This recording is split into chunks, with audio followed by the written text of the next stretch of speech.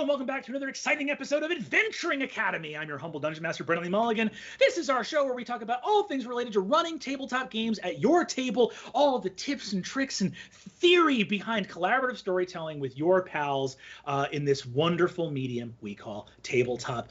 Oh my goodness, our guest today, I am so excited to have him here. You know him, you love him. He is the Dungeon Master for Rude Tales of Magic, an incredible D&D actual play podcast taking place in the first draft of Reunited, it's so called, with an incredible cast of characters and maybe even a guest player that you might recognize.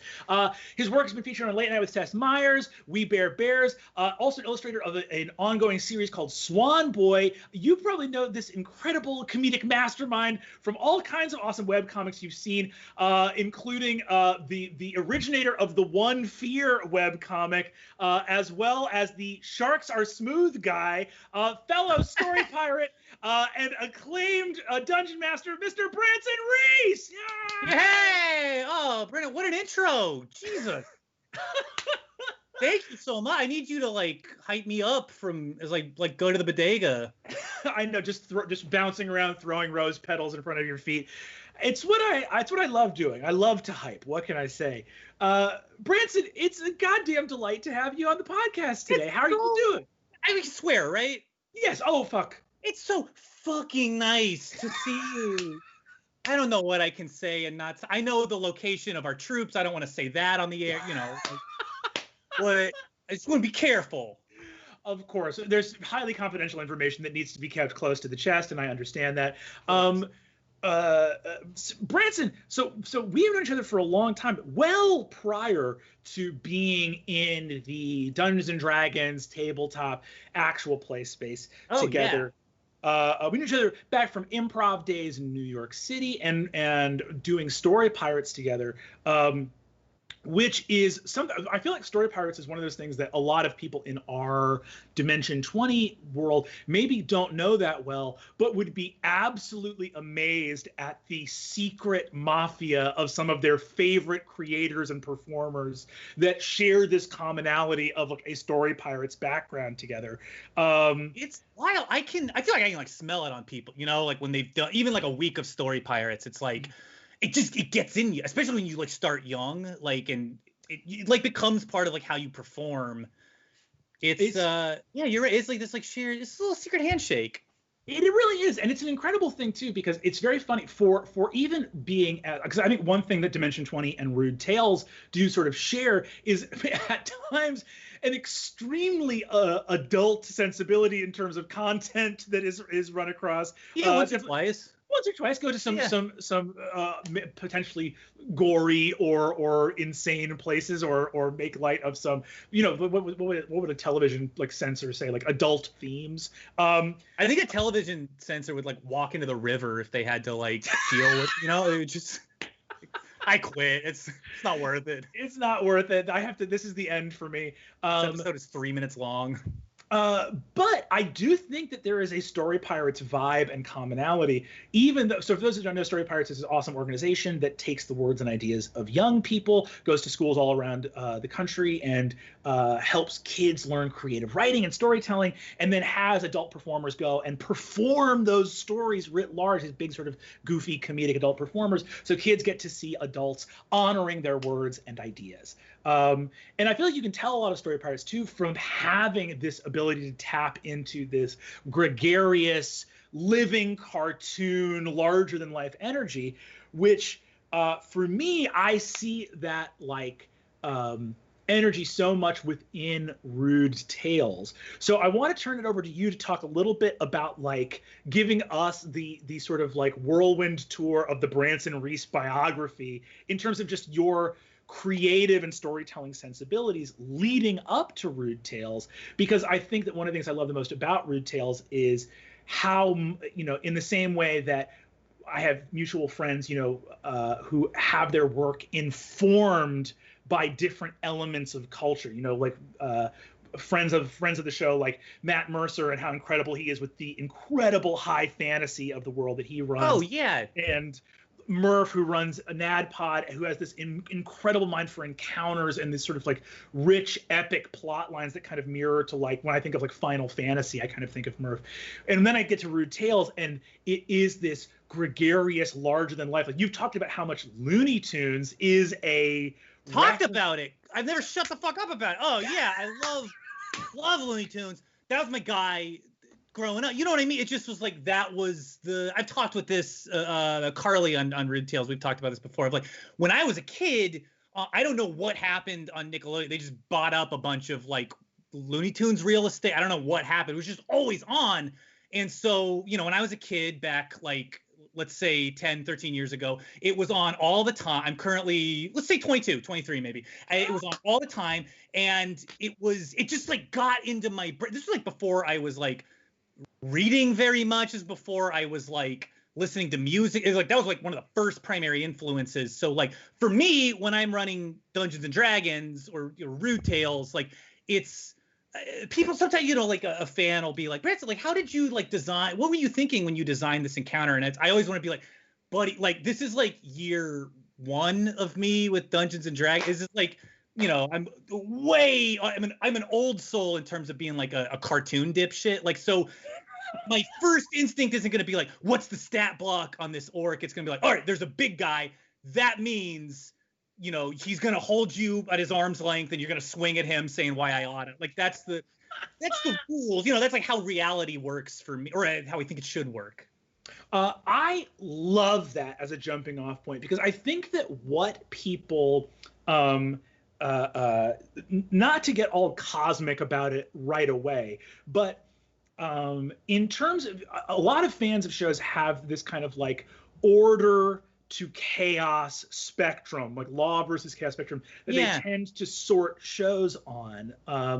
You know, and there are, you know, this sort of idea of like, okay, on the one end are these shows with like extremely dramatic consequences where the rules of physics are rarely bent, and you know, we can sort some shows over here. And then all the way on the other end of the spectrum are these shows where whether they're functioning by rule of cool or they're functioning by just like some other set of physics are like chaos. And to me, as someone who I think maybe falls more in the middle of that spectrum, one of the things that I really love is this idea of like, well, chaos and order are really descriptors of your point of view, because things always are functioning by some sort of causality.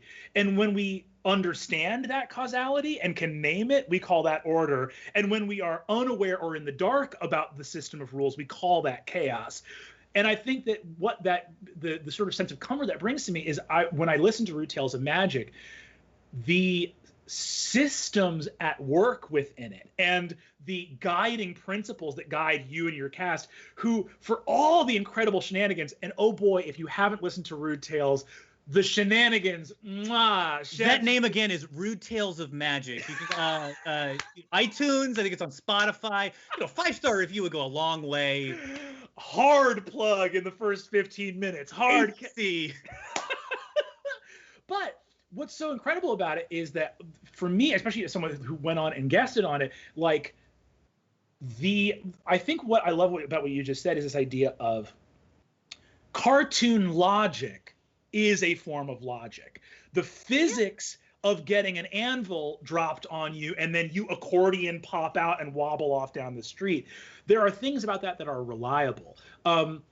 As someone who I think like is a great beacon for people that want to get a master class in like sort of anti-crunch play, right? Like not getting bogged down in the rules. Fair, yeah. But like making an incredibly satisfying play experience while having a very rules light approach to the game. I wanted to ask, like, because I'm very aware listening to it and even being on it for an episode of the for lack of a better word, the rules system that you guys are actually using, which has to do with cleaving to this genre and theme and having this improviser sensibility. So I want you to talk more about that thing of like, given that you are not this person who's going to stat out the monster block and XYZ other thing, if you had to articulate what is guiding you instead of that, what would you articulate as the set of agreements guiding you and your players through that story world together?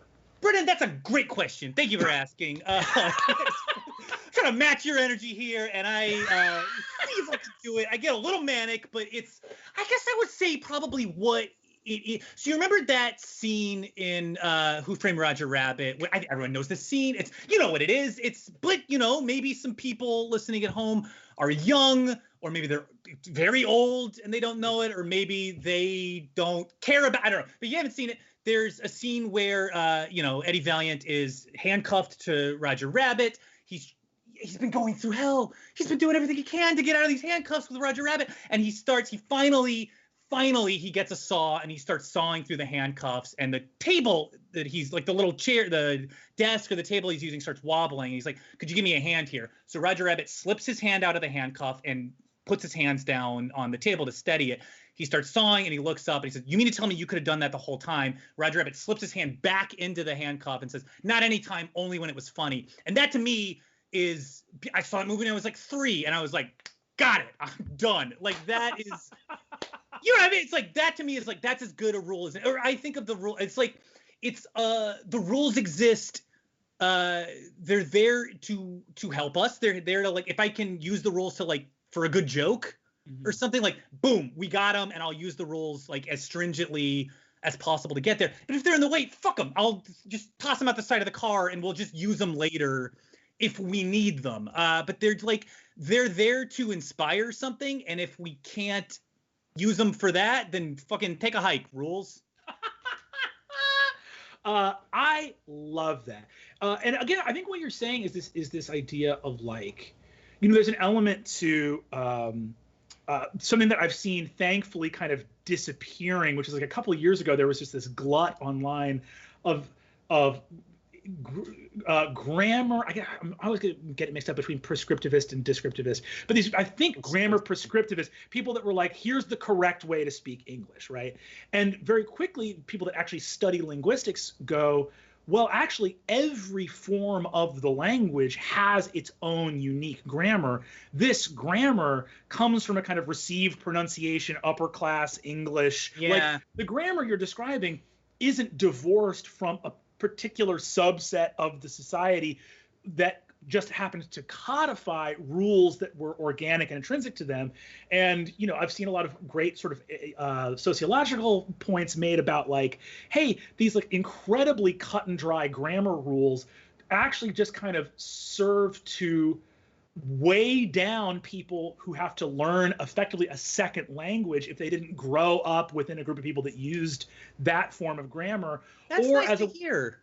Yeah, it's like, it's like I all the time, it drives me nuts when I like say something. So it's like, oh, did you mean to say this? No, I meant to say what I fucking said. Like, did you mean to be a prick to me? Like, I think you did. Like that. Like, let me live, Like, you knew what I was going for. Exactly. Right. If the point of language is for us to understand each other and you understood me, couldn't we just call this a success?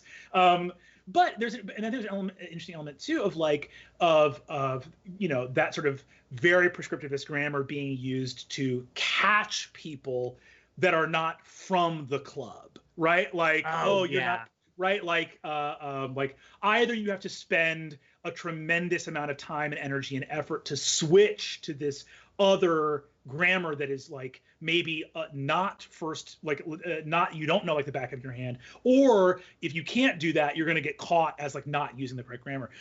But that idea that like linguistic academics say of like every way of speaking all these different languages across the world has a set of rules. Like, no one is not using grammar. They're just using a grammar that you're unfamiliar with, right? And I think of that too. So with that idea, and I love that Roger Rabbit thing was super formative to me as well. Like, oh my God. But it's one of those interesting things where when you move to something like comedy, which I think that a lot of people can have an understanding of something like what is funny, that moves from something in their prefrontal cortex that they could articulate, that moves into they might deeply understand it, but maybe they don't deeply understand it in a way that they could articulate. In the same way that like baseball players deeply understand physics, but they maybe don't understand it in a way where they could tell you like the trajectory in numbers and equations. Yeah. You know what I mean? Like meanwhile, a physicist isn't like hitting a home run, you know? Right, exactly, right? So there's this interesting thing where the understanding, like, I would say a baseball player deeply understands the intuitive rules and laws of motion in a really profound way, in ways that a scientist doesn't really profoundly and intuitively understand them, but it doesn't mean that they necessarily articulate them. So I think what's interesting is if you look at what a D&D player that maybe really relies on the rules for, and you were like, come into the deep end, my friend, like the water's warm over here in Funville, right? Like, looking at that invitation to extend some like benefit of the doubt to that sort of rules heavy player that goes, one of the things the rules are doing for me is it allows us to arbitrate conflict when we don't have agreement about what should happen next. Like if we are extremely diligent about, like weirdly, I think what you see in a lot of the old, in the ancient hoary tomes of D&D past, you had these tables of people that were maybe like actively antagonistic to each other, like not getting along as friends, but just totally relying on the rules system to like arbitrate like who lives or dies, how does the story progress, here's the monster that's in the dungeon, the dice are going to determine. That is so baked into like people's perception of D&D too, and like it's wild to me. Like sometimes people will ask questions of or like at the show and be like, man, Branson, you must have been really pissed at Tim in that moment. It's like, what are you fucking, that's my best friend, like I love these people, like pissed I was happy that a cool thing. It's like, yeah, but your character, like your NPC seemed really pissed off about that. It's like, it's called kayfabe, motherfucker. Like I'm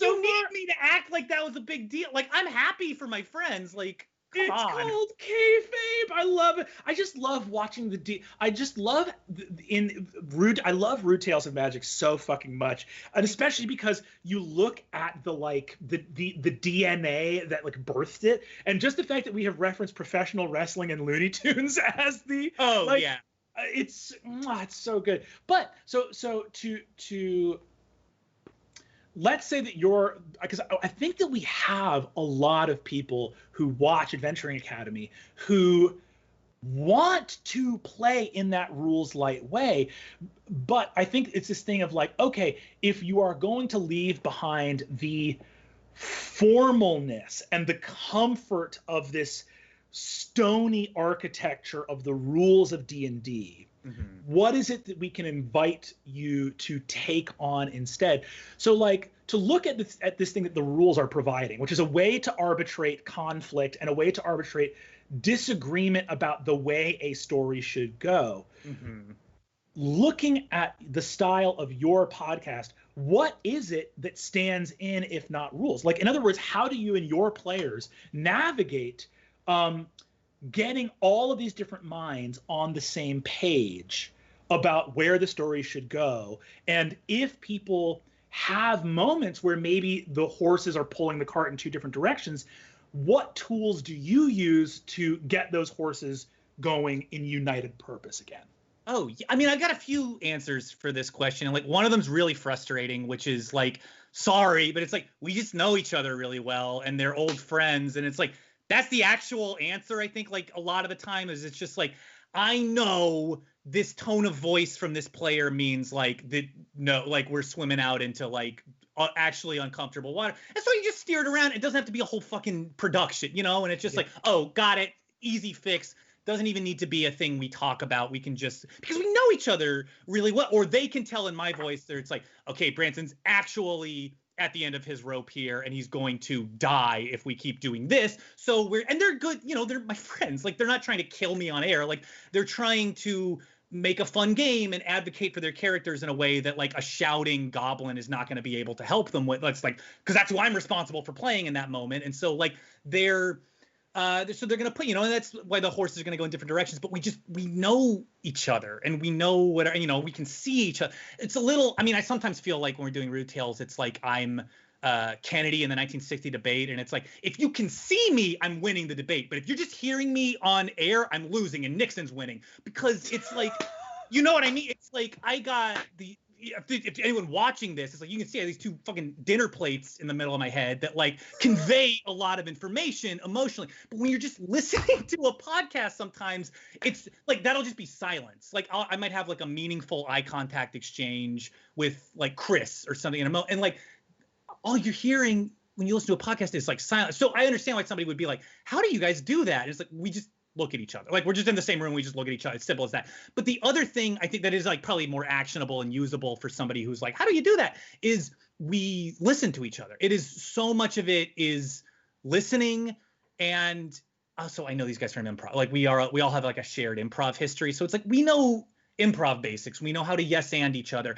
And all of us have been improvising for so long that that's like a given at this point. Like I wouldn't, to be honest, I would have a difficult time not yes anding them and like playing strictly by the rules of D&D and like letting the yes and stuff go. I wouldn't, that would be a strain. I would not be able to do that, because it's like, that's just the more natural one. But I think the big one is just like, you just listen to, it's like, if you really like, as for a DM perspective too, it's like you come in with an idea for something that's like gonna happen, you get excited, ideally you get excited about it, or else like, what are you fucking doing? Like, so you bring in your cool idea, and then let's say the players like aren't biting that day, or they're just like not feeling it.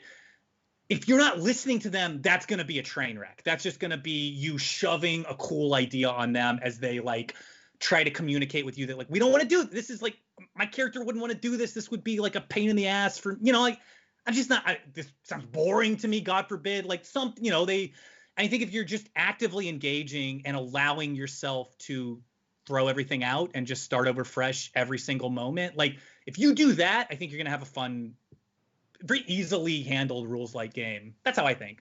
I love that. I think focusing on listening is a huge thing. And actually, normally we hold off on questions till later, but there is a question specifically that relates just to this. So I want to holler the person that asked it. This one comes to us from JD. Thanks, JD. Thanks. Since Branson and Brennan both have creative backgrounds in improv and making comics, how do those skills transfer or not to DMing and RPGs? And I think this is exactly what Branson just raised. It's one of those funny things that, like, I think that improv teachers the world over say this, improv coaches the world over say this over and over again. And I feel like you have to hear it 1,000 times before you realize that people aren't bullshitting you and it's actually true, which is that the heart and soul of good improv is listening. Because I know where like improv people come from. Like when I was a little horrible child, I was like, improv is where I get to go to be clever and to get attention paid to me. It's where I get to win. Where I get to win by being the funniest person, which I know I am because I'm very creative. Like that, like I just saw Meatballs and I'm 8. Like that makes me funny. Like that, like, which is like totally valid. I understand that feeling because, buddy, I lived that feeling for years. And like it does, like, it's also, it's like listening is a thing that when you're a little kid gets shouted at you all the time. Like, listen. And so when somebody tells me to listen, the first thing I think is like, fuck you. Like, fuck you, man. Like, don't tell me to listen. But it is exactly what you said. It's like, you just have to hear it 1,000 times before you're like, fine, I'll try listening. And it'll snap into play. Or for me, at least, it snaps into place. And it's like, damn, fuck. Like that. Yeah, listening. It does everything for you. It solves everything. And but you're exactly right. And it is that thing where part of why, listen, like there's plenty of reason to be cynical about comedy largely and about institutions and yada yada. The one thing I never got cynical about was teaching improv. For how many people came to it, and you saw people that for the first time were finding a creative release and a way to express themselves that they maybe had never had before.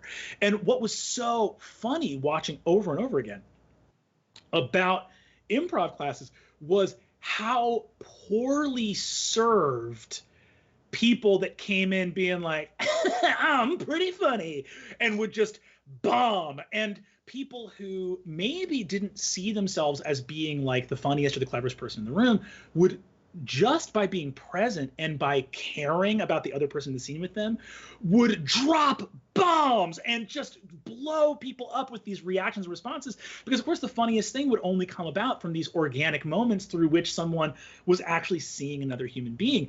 I remember like not even finding the word, like I was already doing a lot of improv by the time I was able to, it wasn't until I was watching hundreds of 101 scenes and like teaching all the time that I finally could articulate. And I was like, there is nothing impressive about making shit up. Making shit up is the easiest thing in the world to do. Even if you can make shit up very fast, that's fine. I remember also, I worked a lot with kids, and I would constantly have parents being like, you know, these little kids, they're so creative, and they are, my God, they're so, I'm like, kids must be the best at improv.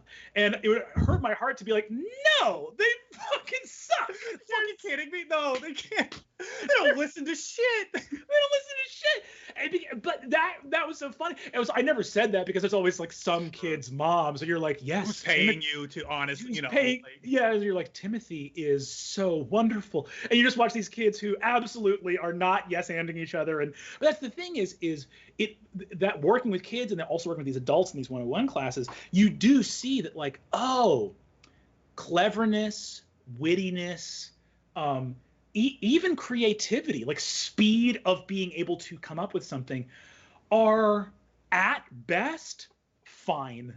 Like at best, like, oh, you garnished your scene with like your wittiness. Cool. That's cool. Did you do the main thing? Like the one thing that matters, which is listening to other people? Like, yeah, it's like a flavor. It's like a nice little flavor, but like man cannot live on flavor alone. Like you need some protein in there. Yeah. And that what you're talking about, which is, and if we define listening in a broader sense of like an earnest, honestly felt love for and desire to know what your collaborators mean, not only what they are saying, but what they mean and what it is that they want and are going for.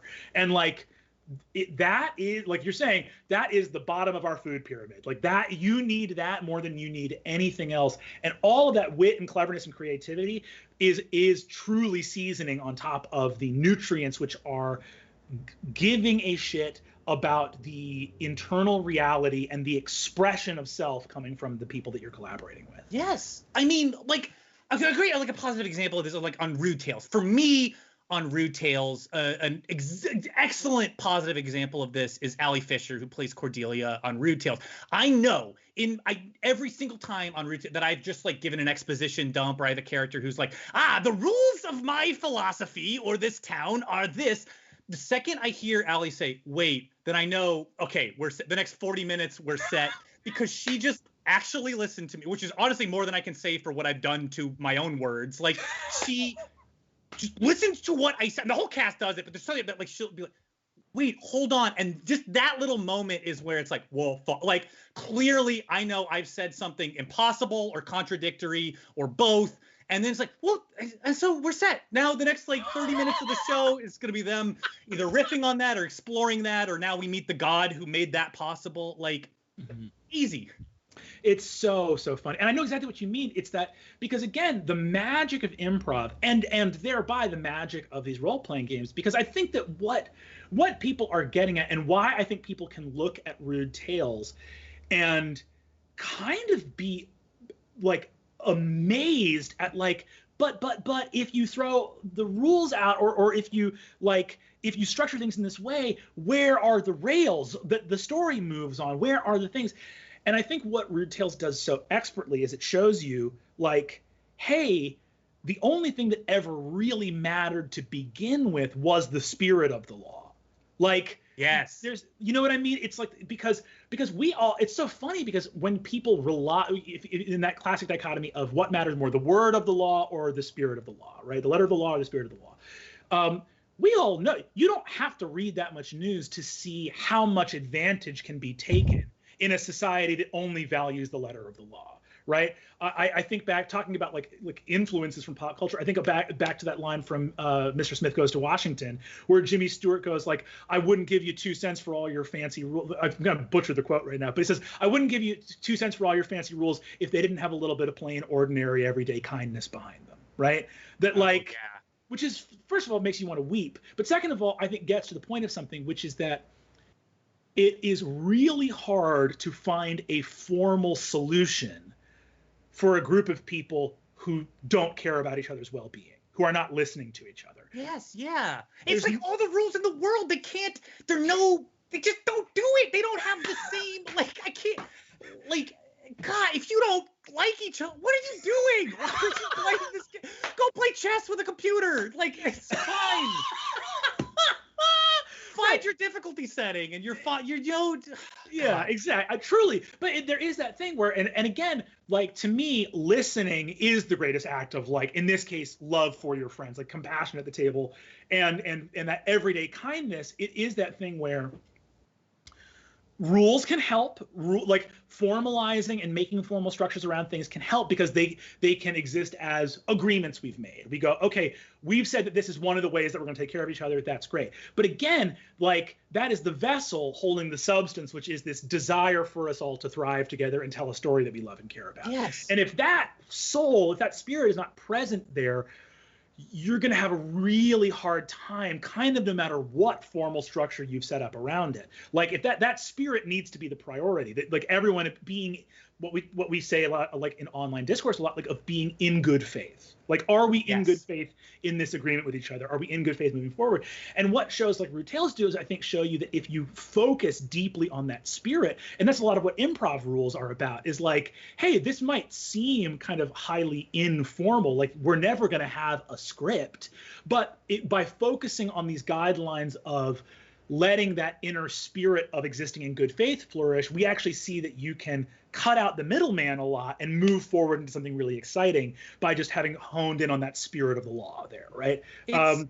And I don't want to be the I don't like rules guy. Like, I like the rules fine, you know what I mean? Like, the way I think of the rules, unlike Rude Tales, is the way that, like, Grandpa Simpson is used on The Simpsons, where it's like, if he's in the scene doing something with it, like, he's never just, like, there in the scene, you know what I mean? Like, if Grandpa has shown up at the house, he's gonna make a joke about an onion on his belt or something. Like, if we are playing with a rule on Rude Tales, like, there's a reason. I never would just I would never dare to just arbitrarily use a rule. My God, could you imagine?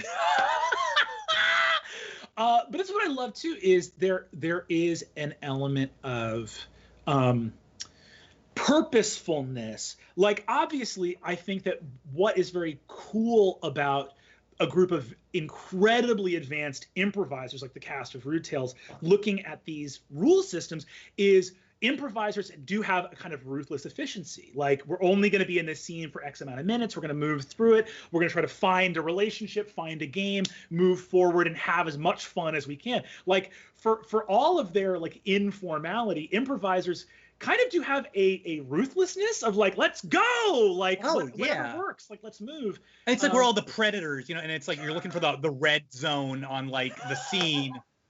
You go for that and then move on. Yes, exactly. And so what's very cool is to watch how rules get incorporated with that purposefulness of, like, the philosophy of, like, every rule is a toy. Like, this has been incorporated. Yeah. This has been incorporated because it's fun. Is, I think, really, really delightful. Looking at that, like, the sort of, and again, I love coming back to that idea of, like, listening as, like, how we honor each other, and listening is also being, like, the core of what we're trying to do here, because again, it's like, you are an incredibly, like, you're like Cordelia, the world of Cordelia is so larger than life, and it's so zany, and the world building is so fantastical. It's fully Technicolor world. But I love what you're talking about, because I think it's the same thing that every DM is waiting for, which is, as I am unfolding this fantasy world in front of you, I'm wanting someone to go, wait, what was that? Because it's it's that moment of like, in kind of the Toy Story mentality of like, a toy doesn't really come to life unless it's played with. And if that thing is a DM of like, yeah, I can make up all this crazy stuff, but unless you fall in love with it, it's not ever really going to come to life. And that is at the core what listening is about. It's like, oh, yes, the wacky, zany choice gets made, but when the other person notices it and calls it out and brings it into the spotlight, that's the moment where the magic really happens, which is at the core why listening is that most important part of improv. Great deep improv. I feel like we've been wanting this conversation for so long, because this feels like the exact deep dive into improv that we've been wanting for a long, long time. I'm glad to help. It's so look for the helpers, Look for the helpers. Mr. Rogers. I'll also say, though, just to fully answer this question here as well, because we talked a lot about. Sorry. No, it's great. I think we've done a deep dive into specifically how the skills transfer.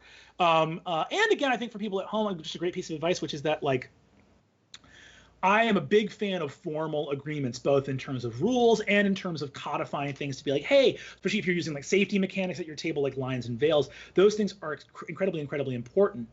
So I am perhaps maybe even on the scale of things, a bigger rules head than most. I do kind of love rules in that way.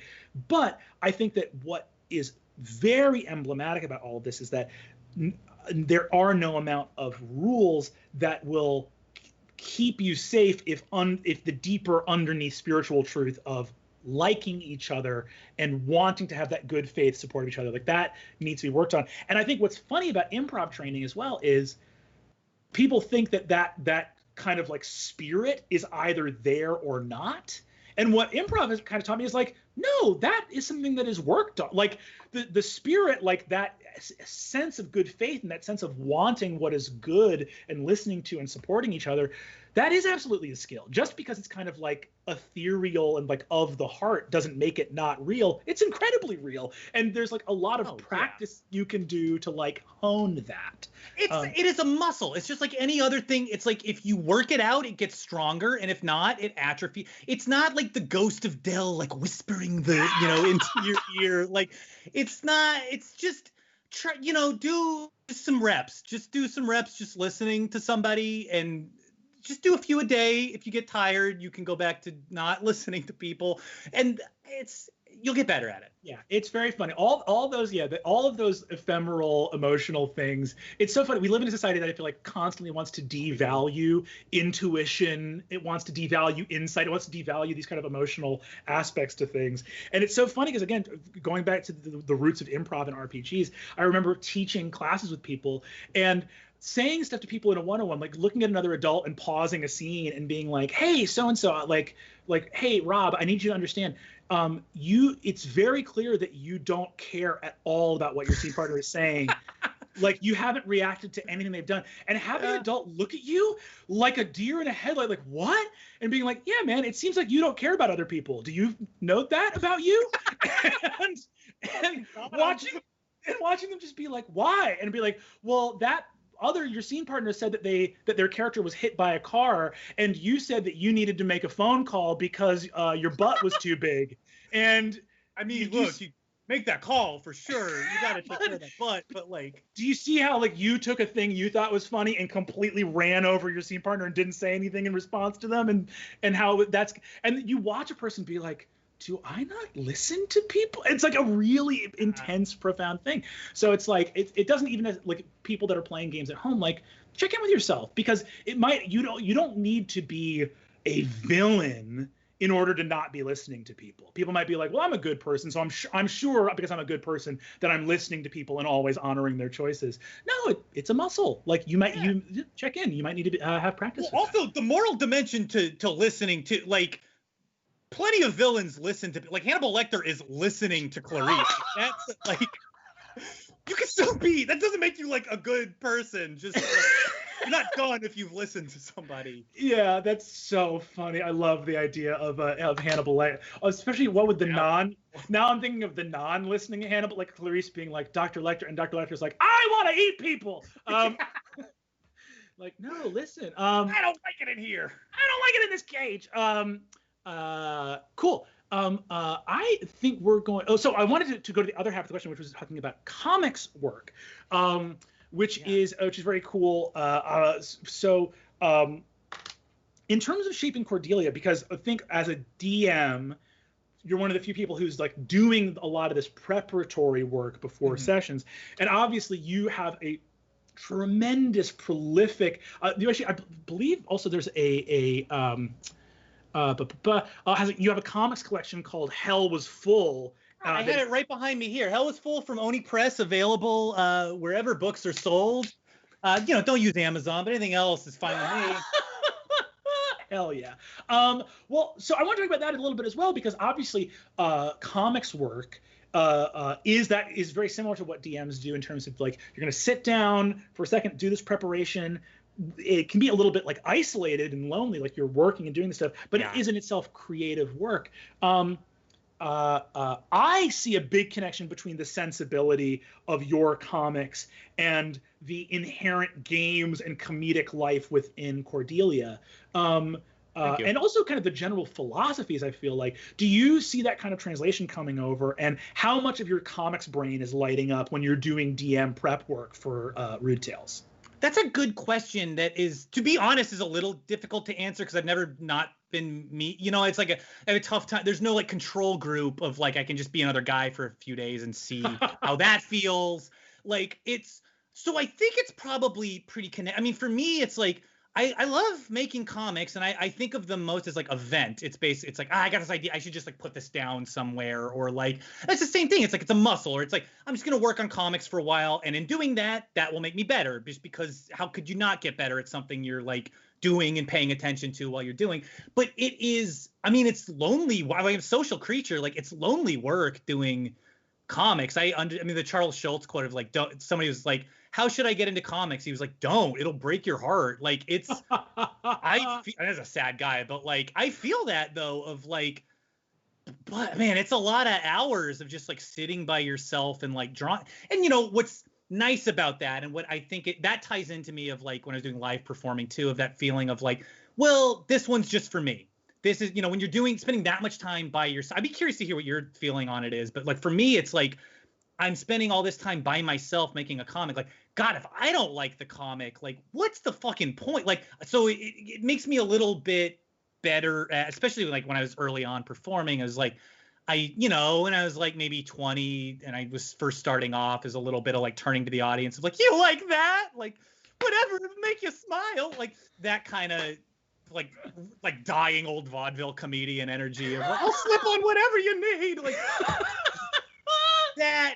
Which I think is like weak, but like that, like, so for me, comics is like a sort of a way to like flex the muscle of like, yeah, but what do I like? What makes me laugh and smile? Because I think that's always going to be the most appealing thing. Like to me, my favorite performers are the ones that like don't give a shit if I'm enjoying myself or not. And like, I mean, maybe I'm sure they prefer I did because money gets involved. But like, for the most part, it's like if I'm happy or unhappy, they don't really care. And like that to me is like, oh, now I'm invited to come play with them. And that's how I think of comics. And like, so when I'm doing prep work for Rude Tales, it is a little bit of that, like, okay, what would make me laugh? Like, what would I love to see in a world? Or I think when it's at its best, it's like, what is going to break Carly? Like, what is going to make her laugh until she cries? And if I can think of that, and I feel a pretty good track record with it, like, then that's for sure going into, like, Jerry Mentalgen to me was like, that was like the rat who needed to be potty trained. That to me was like, I was walking down the street and I was like,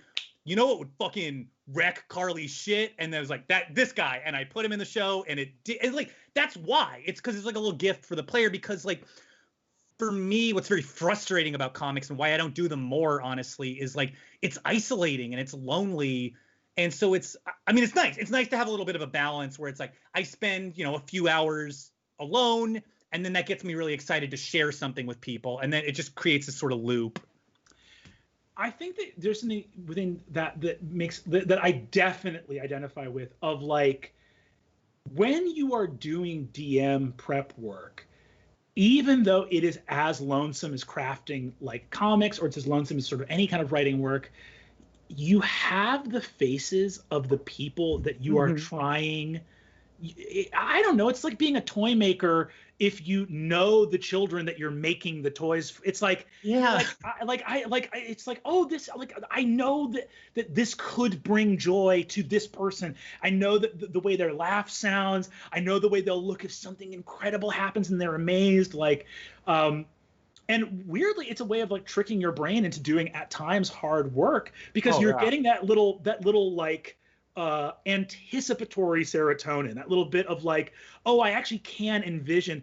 And I'm very much the same way, where even though like obviously the like, we are able to do this show because of the incredible support of our fans, who are the coolest. But just seeing like the creativity and awesomeness in our fan community is incredible. But I do feel like in a weird way I would be doing a disservice to the fans of the show if I was like checking in with them like, do you like this? You know, like, please, like, you know, we put a button in the screen, whereas we can get like a focus group of like watching the line rise and fall as we do stuff, because they're not there to, I don't think most people that consume media are there to be catered to. And I think that when people can sense that that's happening, they realize the saccharine falseness of what they're looking at and go like, oh, this has become like a weird commercial transaction. Like, people that rate my enjoyment of things are like giant tech corporations. Fuck this, I'm out, right? Like,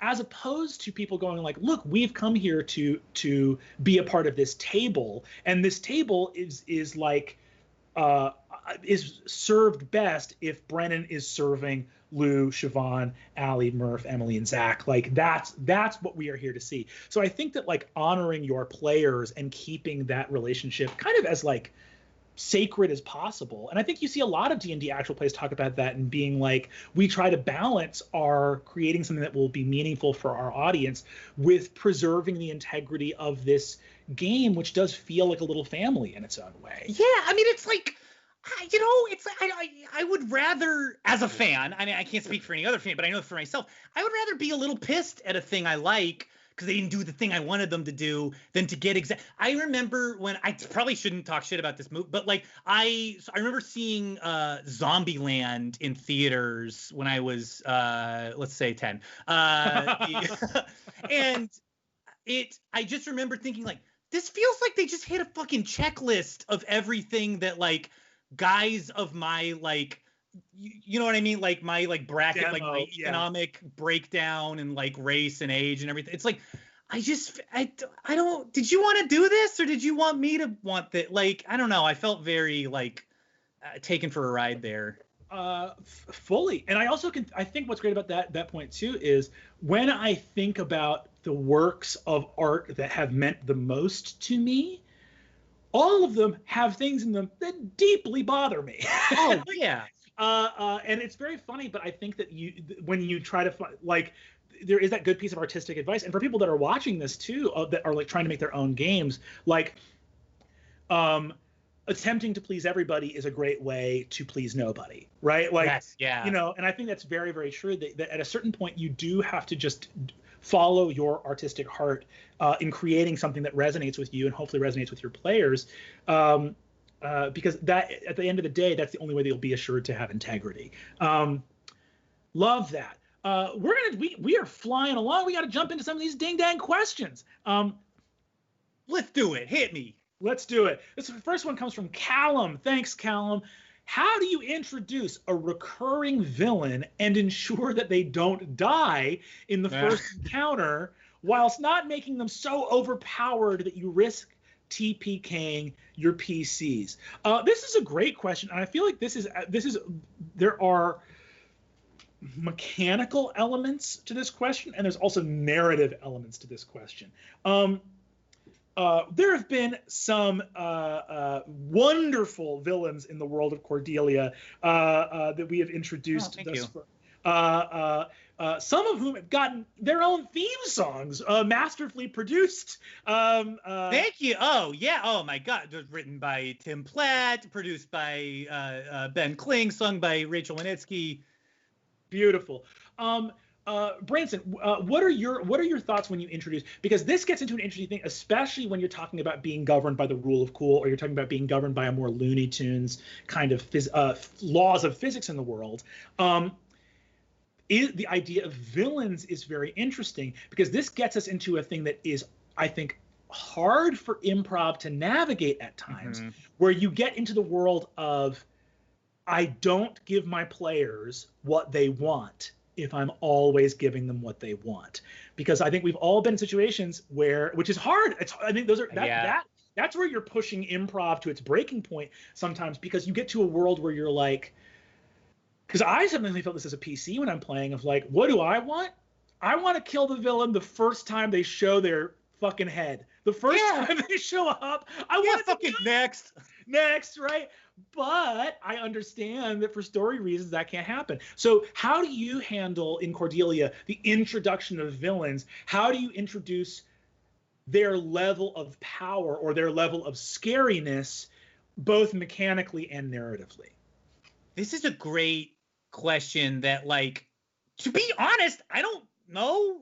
I mean, like, I feel it out each time depending on what it's like. I think of the villain first in terms of like, well, who is this guy? What do they want? Like, how do they move? And like, maybe there's somebody who, like, if they were to attack them, they'd die. But that would be a problem because they're connected, or like, you know, they have powerful friends who you haven't met yet, but like, trust me, they're out there. I haven't built them yet, but like, they'll find you in, give me 24 hours and they'll find you. Like that, like, or it's like I don't know. It's like I'm promoting the show. I also don't want to spoil stuff on the show, but like Kevin the demon, like that, like a creature like Kevin who's like fucking overpowered. It's like too overpowered. And like Kevin, honestly, I think Kevin only exists on the show because I'm a pretty unsalted DM, and I didn't know to not put a demon that can, like, you're never gonna fucking be able to kill in your first encounter. Like, it didn't occur to me. I like did that episode and I was like, great job. And then later I was like on Reddit, like, how do you DM? And somebody was like people are just sort of talking about it as like a given that you wouldn't do that. And I was like, oh, well, it's too late. It's already out in the air. So like, you know, I don't know what to do now. But like, I think it would just, it's like, I think the way to really do it is like, think about your players, think about your characters. What do you want out of them? And whatever it takes to get that out of them is like, that's how you build or that's how I try to approach it, at least. It's like, that's how I try to build the encounter. Or like, I mean, a great example, we had one character show up who, like, this is pretty early in the run. He wanted something from, he was like, you killed my spiders. Like, now we got to go do this thing. And like, they just weren't biting. They just didn't fucking care about this guy. And like, I've listened to the episode. I don't blame him. It's fine. Like, as a player, I don't know that I would have cared about this guy. But like, at the time I was like, this NPC they're gonna write books about this guy. And they didn't fucking care at all. And they ran away from him. And I was like, you know what? That's a pretty clear sign that this guy is not like the arc villain or like introduction to this storyline that I thought he might be. It's like, I mean, sometimes my feeling is like, if they really want to kill that villain and you are reading them correctly, and it's like, nah, this isn't like a petulant, like, I want to win. This is like, I really want to do this, and you want to give it to him. Let him die. Let him die. Maybe there's something else out there. Maybe there's a haunted tree. I don't fucking know what your world's like. Maybe there's a haunted tree. But it's scared. I think what you're hitting on here too is something that I think DMs should go to more often, which is when you're the DM, you can never really lose because your PCs have 6 characters, right? If you have 6 people at the table, they have 6 characters. You have the whole world. So if your dude gets axed, oh no, where am I going to find another bad guy? Oh, here, literally right here, right? Yeah. And I think what you're talking about is that idea of like, that is a very improviser mentality of there are no failures that are permanent. If my villain face plants he somersaults and he's standing up again somewhere else. Like there is no moment, Willy Wonka style, like whoop, and back up again, right? So I love that mentality of like always take the L as the DM because your resources are infinite, right? Like your resources are infinite, so you should take as many L's as your players want to dish out. Now, what I will say is this, and I think this gets to something. Now, there is a mechanics question here of like interest recurring villain ensure that they don't die in the first encounter while it's not making them so overpowered that you risk TPKing your PCs. Look, challenge rating is busted to hell. It doesn't work. There are lower challenge rating encounters that will absolutely mop your PCs up. I have thrown like CR 23 encounters at 8th level characters and had nobody even drop and they win, right? Like CR is just not a great system for calculating that stuff. What I would say is this. If you want to have a battle encounter with your villain and the other PCs that doesn't end in either side losing, but is a like, we'll meet again, Batman, like where it's a draw and they, run off, what you need to do is this. Your villain, when they start getting their ass kicked, has a foolproof way to escape. A teleportation, a rune of escape, hot air balloon, rope ladder away. And you'd better have something in mind because PCs don't like to lose. So if that villain goes like rope, you can narrate your villain grabbing the rope ladder and being like, we'll meet again. What's going to happen after that is you're going to get 6 PCs saying, I shoot my grappling hook at the rope ladder. I cut the rope ladder down. I'm going to cast jump on myself and jump on. So get ready for if you don't want that to work, you better have something. You better narrate it correctly. It better be the villain grabs the rope ladder, shoots 12 miles away, and through a bullhorn says, we'll meet again. I'm God. Yeah. Right? Just being real with you because your PC, unless you make it clear, your PCs will take the shot because their PCs, they always take the fucking shot. Oh, you know what else? Yes. We do this a lot is creative problem solving. It doesn't have to be violent.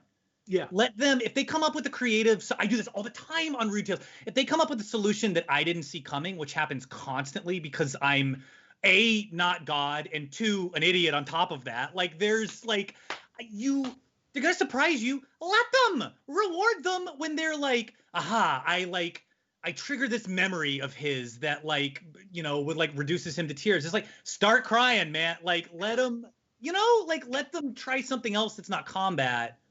Yes. I think there's a lot of ways to move through that. Finding those creative solutions, I think, makes a ton of sense. And I think that to extend, so the mechanics are hard, right? Like your PCs, if they are in combat, will do combat stuff. They will try things to stop them. If you want to scare your PCs away, make it undeniable. In other words, don't have a situation like if you want your PCs to run, narrate that shit so it is undeniable and your PCs will get the hint. If you just have a bad guy show up, piss them off and start fighting, they will all drop before they leave that fight. But if you go like, the earth shakes, the vent erupts in green gas, a new god of evil is born as hundreds of minions crawl from the earth.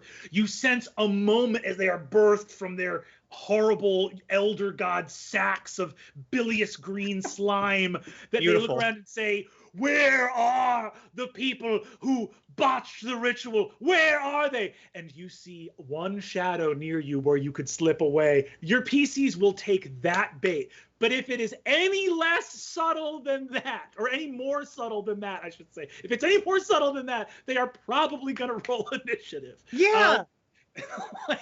That's off the dome. That's great. That's... But, that's what PCs do. They want to fight shit. So unless you make it like, I'm going to kill your ass if you try and fight now, unless you make it that clear, they're probably going to try to fight. You know what helps is if you just alter your energy. If you have like a type of energy you defer to, like if you are, let's say you're me and you're like a fucking motor mouth, like if you just like slow down a little bit and just say like, okay, so I do that, and all the players are like, all right, we're getting the fuck out of here. You're about to cheat. Like, we're done. Like, yeah, you're about to cheat. I love that. That's so well put. And I think what we're harkening back to again is listening, right? Because It's about how you communicate, because again, yes, there is a world of fiction that is true to the characters, but, and I'm not advocating for metagaming here, there is communication that happens player to player. And when you as the dungeon master, actually, it's not even metagaming now that I think about it. When you as a DM go to that place where you sing into a different tone and go like, the shadows elongate, darkness falls upon the land. People listen to your tone, because the truth is all of this is narrated through spoken language, right? And what that limits is things that the characters in real life would be feeling. Like, think about when you feel a feeling of dread in real life. It's never because of some words that got said. It's because you clock a vibe that's in the room. Mm-hmm. Now, we have a limitation because we're at a table talking to each other. But like Branson just said, you can help create the feeling of dread through your tone, the pace of your speech, the mood you're in, even what octave you're speaking in, and use that to replace what would actually be in your fictional world, which is that feeling of dread, right? Your characters would know to run because of things that are largely unspoken. Their fight or flight would trigger, but your players can't tap into their character's fight or flight response that viscerally unless you use those tricks like tone and pacing and everything else like that. I also wanted to say too that, like, the one word of caution I'll put here, just to get, even with all those tricks that you can take away from this is such a good question. I actually love this question. This is so smart, and I feel like this is ground we like have not covered yet as well. Mm-hmm. There's a great thing I learned about how they shot the Batman versus Bane fight in Batman Rises or whatever. And believe me, I'm gonna tie it back. I'm gonna tie it back, baby. Where's he going? Where's he going with this? He's out of his fucking mind.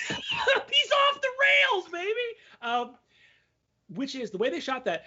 If you look at there's a lot of scenes where they're out in front of like Gotham Wall Street. It's Batman versus Bane. All of Bane's, League of Shadows kind of terrorist people are like fist fighting cops. You know how cops and terrorists love to fight with their fists in broad daylight in the snow. Oh, it's always a fair fight. Oh, it's always a super fair fight.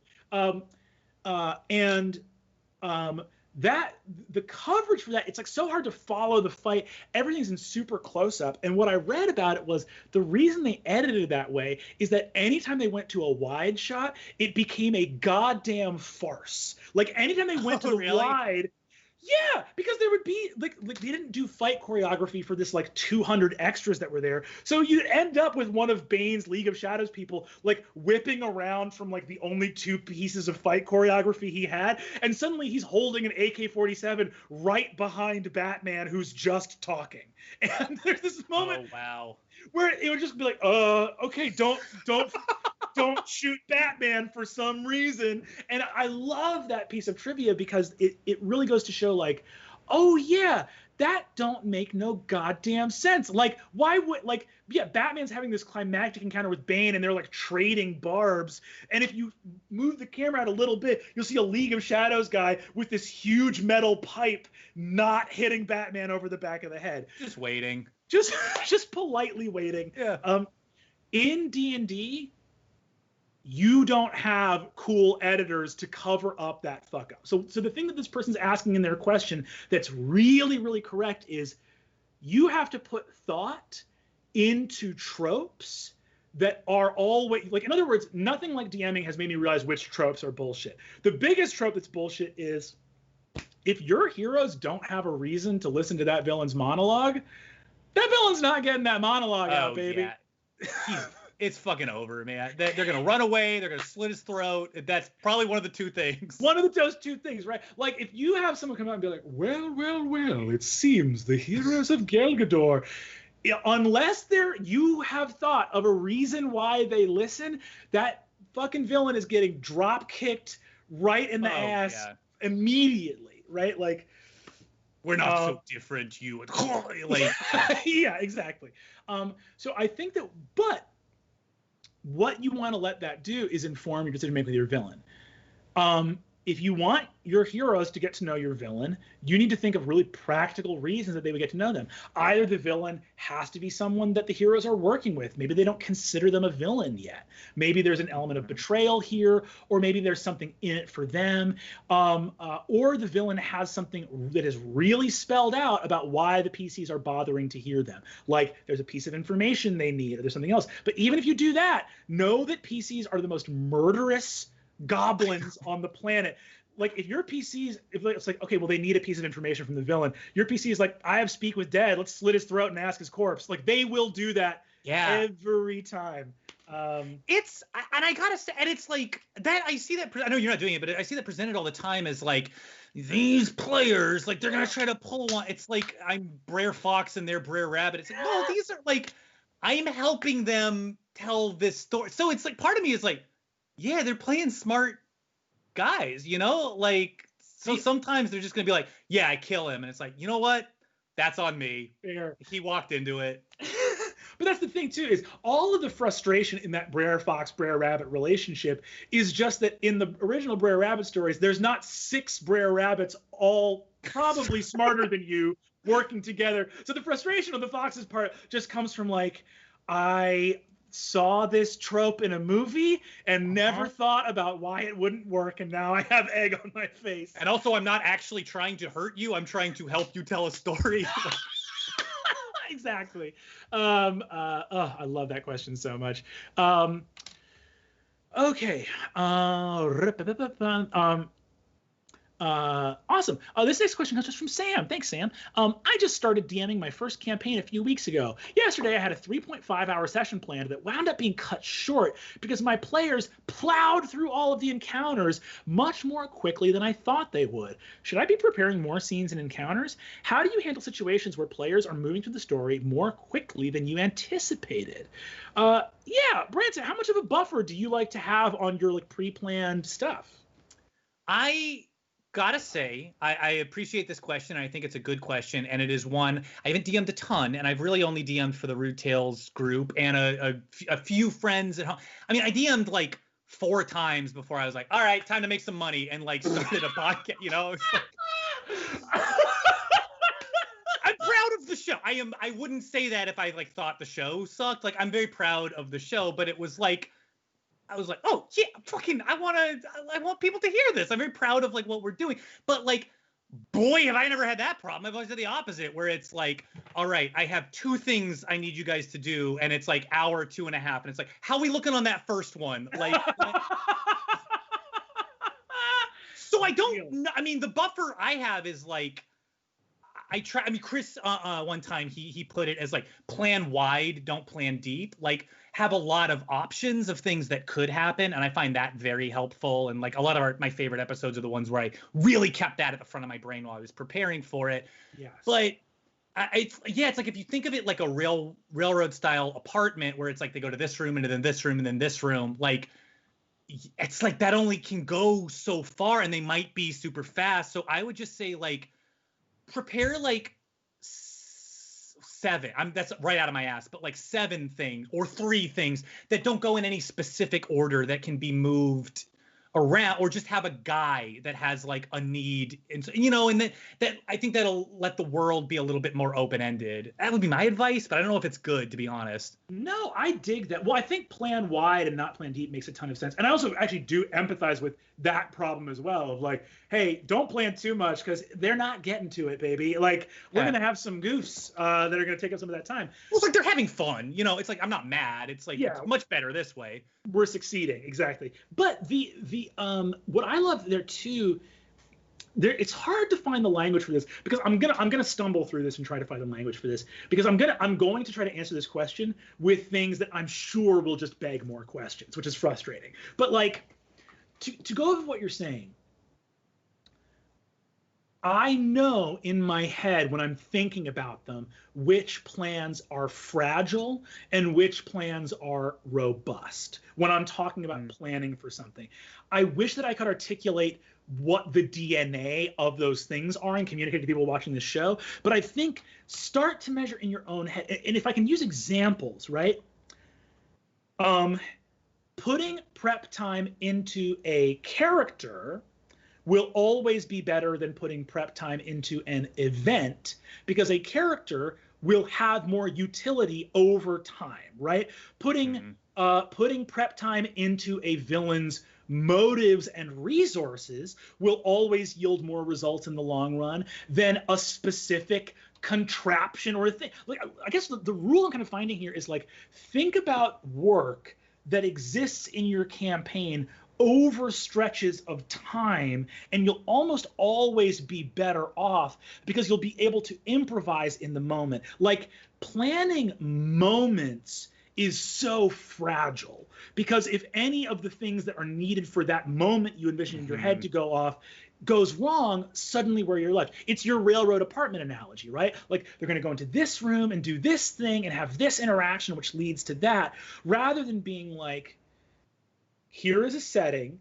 The setting has this game to it. It has these themes in it. Here's one or two buildings. Here's a couple of characters. But also, here's just the tuning fork of what the vibe of this whole thing is like. Oh, yeah. You know, and as they go into it, like, I do think there's almost a bit of advice here about, in your planning, look for things that are going to have longevity to them and things that are robust. If I have to choose between knowing a specific villain's plans or knowing who that villain knows and what the resources are that they rely on the most, and then improvise the actual execution of the plan, that second one is always going to go down better, I think. You're going to be more flexible. You're going to have more cards up your sleeve over the long run. So in terms of, like, running out of material, my guess would be switch up where your preparation work is going to towards things that I'm trying to think later. Like, again, like, okay, you ran out of material. Were you planning a dungeon with a set number of rooms that can be solved in either a lot or a little bit of time, versus going, you get to the city. The city has a problem of these monsters besetting it. Yeah. Like there's monsters besetting the city. And now, if they solve a bunch of monster like if they solve a bunch of monster problems really quickly, was that all the monsters? Does it have to have been all the monsters? Yeah. If it's only 3 p.m., could there be one more monster that no one had seen yet behind a secret room that maybe no one, you know, but it's like, well, where are those monsters even coming from now? Like, there's just more to play with. God, it's so fucking funny, by the way, that this is you stumbling through that answer with, like, this. It's like, all right, we're answering your linguistics questions. We got Noam Chomsky and Steve-O here. Like, it's fucking beautifully put.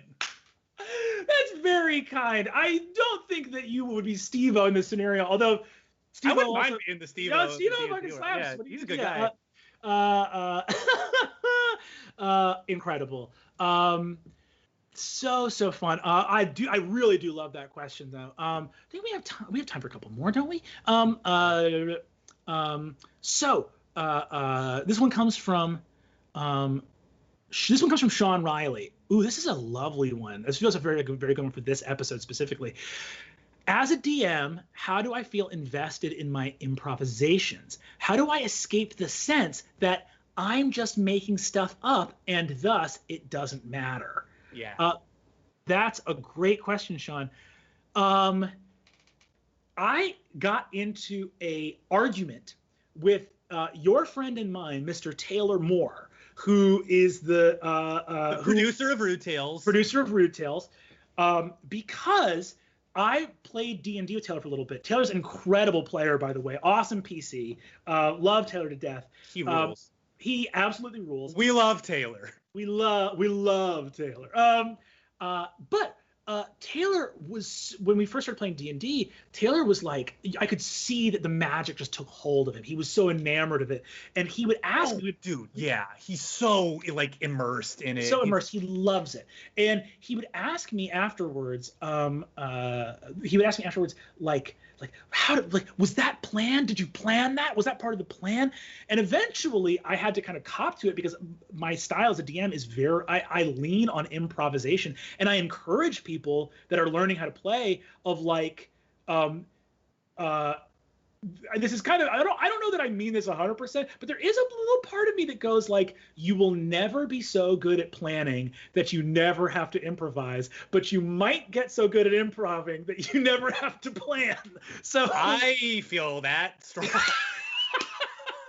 In other words, like, I just see more returns in my improvisation. I see that yielding more results at the actual table. Because it's coming from you listening to the players, you know? It's like, it's all about listening. This is listening. It's listening, baby. But so I told Taylor, and what I said to him is, and I thought I was being very profound at the moment. And I went, what is the difference in the authorial integrity of something I made up at the table in response to a question you asked, or something I made up on my couch eating Oreos yesterday? Like, what is so much more valid?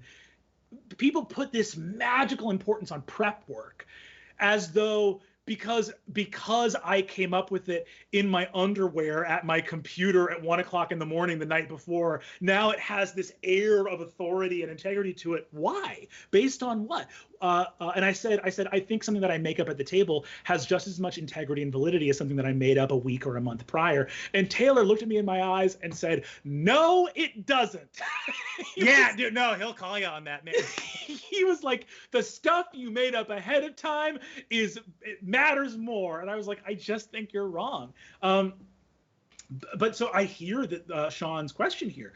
How do you, for me, I some of my favorite pieces of world building, some of my favorite pieces of lore, some of my favorite character moves and plot elements were fully imagined in the moment I was saying them at the table. So to me, the only thing I can say is, like, you know, in response to this question, is that I think Sean should and must feel invested in those improvisations. Do you feel the same way? And then I'm also kind of trying to stumble through and think of, like, how, if you don't value those, how can you come to value them? Yeah, I mean, it's like, I mean, it's the actual answer is, like, it's complicated, and, like, NPC by NPC or invention by invention, like, it shifts and it changes, and, like, to me, that's how I know I'm paying attention to what I'm doing and I'm actually invested in it, is that, like, I'll throw out something and be like, you know what? No, who fucking cares? Like, because it's like, you know, I have the respect for the world and the players to be like, you didn't like that, I didn't love it, let's call that one a joke. You know, it's just, and that's sort of the texture of this world, is it can support things like that. But, like, honestly, to me, a big part of, like, how I care about it is I understand not everybody can do this. If you can't do this, like, I feel you, man. But, like, I can do it because I'm playing with my friends who I trust, and I trust not to, like, actually hurt me with this. Is like, I'll put my own shit into the game. Not like it's like, you gotta deal with my problem now, but, like, I will put, like, I have a vampire character who's, like, struggling with, like, a blood addiction, which, like, I don't want to get too deep into it, but, like, that comes from my own, not blood, but, you know, that, like, it, you know, like, that comes from my own life. And it's like, I only put that in the game because I trusted the other 5 people at the table to know what I was, like, playing with there. And that it was like, this isn't a thing for me to, like, play a psychodrama at you. It's not that. This is just so you know, like, this world matters. We are being silly, and there is, like, like, you know, this is like a joke fueled reality, but within that, we care. I care about your characters, and that means I'm also going to care about my characters. And, like, the way I think of it is, like, you know, the ephemera, like, the stuff along the edges, like, that stuff is fun and silly, and, like, people can just die, and, like, a kid walks out a door and, like, oh, wolf got him, whatever, fuck, who cares? But, like, but you guys and your characters and what you want, that matters, and I sincerely care about it, and I'm rooting for you, and I'm demonstrating that for you by making myself vulnerable as well, and putting a character out into the world that, like, you could really hurt me by, like, you know, like, being irresponsible with this, because I know they never in a million years will. I know they wouldn't do that. And, like, yo, I understand, like, not everybody can do it. Not everybody is DMing for a table where, like, that's possible, but it's what I did, and it felt really good, and I don't regret it. I love that. And I think that's also incredible advice too, the idea of like making sure to make yourself vulnerable, which if you're with people you trust, I mean, that's the thing is it sounds scary, but it's also something that I think we all deeply want because because yes, you are safer when you are not vulnerable, but goddamn is it exhausting. And part of telling stories like this is to open up and to find meaning and catharsis and value and all those things, especially if you can do that with your friends, my God. Yeah, and I think definitely, look, it's like, you can't not put yourself into the game. Anyone who claims like, I have created a work of art which reflects me as a person in no way, a perfectly sterile cultural artifact with no influences from beyond its own iteration, like that's impossible. So like finding. It also sounds bad if it was possible. Like, I don't want to watch or listen to that. It does sound like nasty garbage. Yeah, I hate it. But there is a. I totally agree, first of all, with just that, the beauty of like, again, putting parts of yourself into the game. And what I would say to this question of like the improvisations, what makes them matter or not. I have watched things that I spent lots of time on hit the table in front of my players. And I mean, and then be truly like, whatever.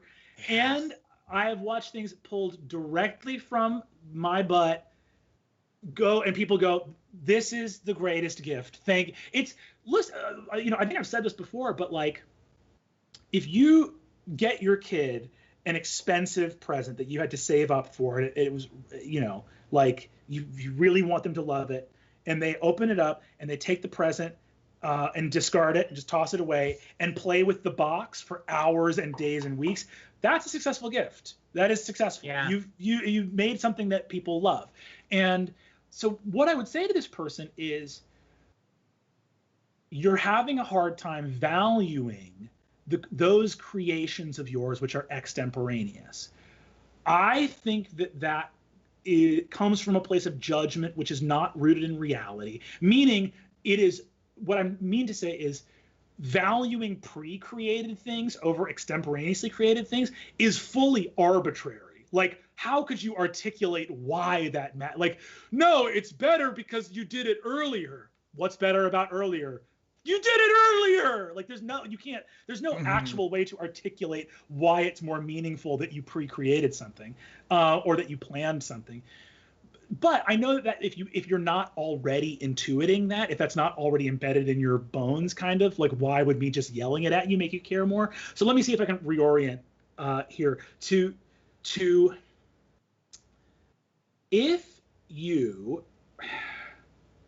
if the thing that matters and the thing that's motivating you to be a dungeon master is the joy and involvement and engagement and contentedness of your players, then shouldn't you let that authority be the guiding authority that provides value to things?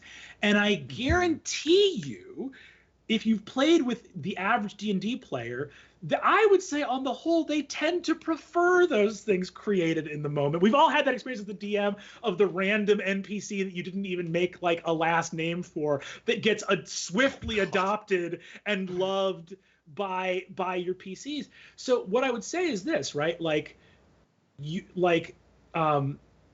your creations, if you want to put value on creations, if you're in the game of judging your own work, which I wouldn't recommend other than just on a cursory level to try and like improve your craft, but like don't get in your head about it. But if you want to judge your work, judge it by the joy it brings your players. And I guarantee you that nobody has run a game where the only things their players loved were the things that were pre-created or pre-planned. Probably, I would say if I had to bet money on it, I would say it's not 50-50. It's probably slightly skewed toward things created in the moment, because why? Players know when you are listening. Yes. And they know when something has been like, I actually think that's why you get like the Sam Smorkle effect. That's why you get the like. What is that? I'm sorry. Sam Smorkle is a meme that travels around of like a stereotypical group of D&D players who walk into a tavern and the DM goes, "You see a mysterious stranger cloaked and whatever," and they say this, and you see there is a passing noble eyeing you with villainous intent, and a small goblin at the bar, and beyond that the barkeep who offers you, and the PCs go, "Who's the goblin at the bar?" Yeah. And you go, his name's Sam Smarkle, and they go. This was bounced around Tumblr for a long time. But this sort of Sam Smarkle effect, I think PCs can tell when it's a little bit of that malevolent, mischievous, what we call an improv, or what you used to, we don't call it that anymore, but what used to be called pimping. That idea of like... it's probably good that we say goodbye to that. Yeah, horribly problematic, terrible phrase. But I don't know what the new word for it is. But you know this thing I'm talking about? Yeah. Yeah, of basically it's a concept... it's like an improv when you would go like, "Hey, you're that guy that loves to do push-ups, right?" And me as the improviser goes, "Yeah, I love to do push-ups." Fuck you. Yeah. And now you're being forced to do push-ups on the stage. So it's a little bit of a mischievous thing where you're forcing someone to do something out of the scene. I think Benny. Yeah, and hey, it's backflip Benny, the backflip guy. Do a backflip. But there's that element of what do you call it? With that Sam Smarkle thing, I think PCs know when their attention and love for something is actually helping to create it. Like you as a DM are a little bit stumped, and they go, no, we can, our spotlight eyes on this will bring it to life as our DM is forced to create it in front of us. Oh, dude, it's so many times on routine, like I'll have an NPC show up and be like, "This bathroom's closed," or whatever, and like Joe, it's always Joe. Joe will say like, "Hey, yeah, what was your name?" And it's like, "Fuck, you know, I didn't name this fucking guy." Here we go, and like and I play it up. It's kayfabe again. It's like I play it up. I get no, but it's like, God, that is the most generous shit in the world. It's like, fuck yeah, he knows when we're all on our back feet and like, fuck, wait, what are we doing? That's when the game really comes alive. Oh, that is, yeah, I love that so much. The idea of like, and I think, yeah, you're right. It's very playful but again, it is that thing again, and just like in answer to the question, I think it's this idea of like, players love to watch DMs create at the table, and I think actually have kind of a special attachment to things when they are aware that it was created at the table, that their participation in it helped, that through their listening, it was kind of like modeled or created in that moment. So what I would say again with this question, obviously, I do understand where the question is coming from, because I know that there is this weird vibe in the air of like, isn't it more impressive if I planned it than if I improvised it? If you want to base your value system on what is more theoretically impressive, like, I anticipated your every move, then that's fine. But I think probably a better thing to value is actual felt joy at the table, in which case improvisations, I think, do more than their fair share of creating that joy in the moment. It's another, I don't mean to keep drag out a question, but like, something I've found that I find to be very helpful for me to help with this is let your NPCs listen to the players and like hear them and change their minds. Yes. Like let a villain become an ally because they were like, fuck, good point. Like, you know what I mean? It's like, if they actually scored a good point, like, what are you doing? Like, let them do, like they earned it. I think that's fucking great advice. Look, so much of this is about escaping to a fantasy world where anything is possible. And in the year 2020, what is more fantastical than someone listening to a reasonable point and changing their mind about their worldview? Yeah, exactly. It's a world of sword and sorcery, a tale of passion and betrayal. A world where a villain might actually realize their wrongs and seek to amend them. Beautiful, beautiful, beautiful. I think we have time for one more question in here. Oh, this is a great one. This one's from Jared Warnke. Thank you, Jared. Wanted to ask you about incorporating character backstories into the main story better. Sometimes my players will come with a pre-prepared character and generic backstory. How can I better engage them in role-playing moments? there's a lot here, but Branson, I also wanted to talk too, because I feel like Rude Tales is incredible at incorporating PC backstory into the action of the campaign, which is just so deeply satisfying to listen to as an audience member. What do you feel like the role of PC backstory is? And like for Rude Tales, did you like collaborate with your players on backstory stuff?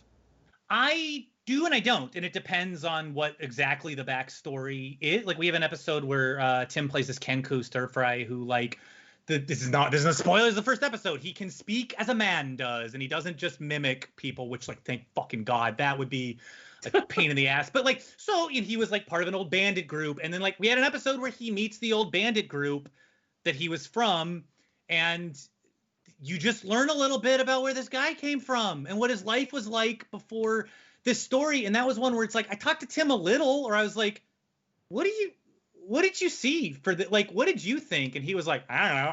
I thought maybe like these 3 things. I was like, got him.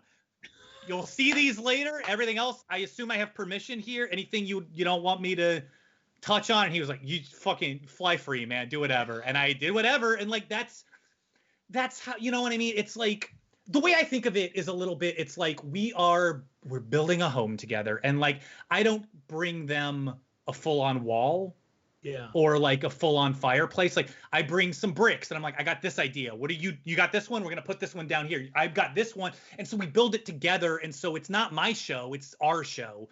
And I think of backstory as just like a cornerstone. It's like a big. It's like an important brick that the character brings to the table. And the thing is, you know, we did our mini series Come at the King, and some of them had like pretty big backstories that like just didn't factor in. You know, it just like it didn't come up. Yeah. And like I talked to them about it, and like, you know, we're getting down to the end. We've now wrapped it up. We're coming close to the end of it. We're about to wrap up, and I was like, anything in that backstory you wanted touched on? And they were like, I don't fucking care. It's fine. And it's like, I think a lot of times when I build a character, I can't help but I'll think of a backstory, and then we get to play, and the second that character talks, that backstory is out the window. It's gone. I don't care anymore about the backstory, because it's like it's weighing me down, man. Let me fly. Like it's, you know, it's like it's not always. It's there to help build the character. It is not always useful in the actual implementation or playing of the character. So I try to feel it out and be like, are you still feeling this one? Because you're not locked in. Like we can do a new one if you want.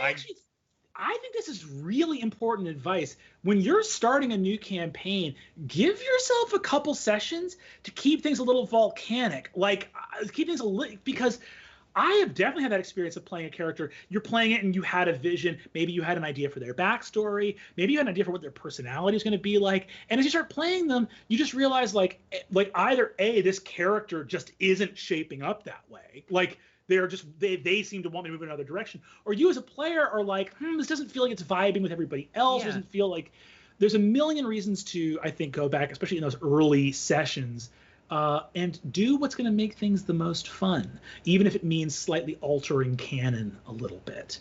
I think backstory is a definite place for that. Like everything else, you know, it is a toy. Should you wish to play with it, it is there to be played with, and if it doesn't come up, it doesn't come up. And that doesn't mean it was a mistake to craft it in the first place. It just means that it wasn't the object of focus during this session, campaign, what have you. Yeah. I've got plenty of. Oh, sorry, are we done? No, go for it. No, go for it.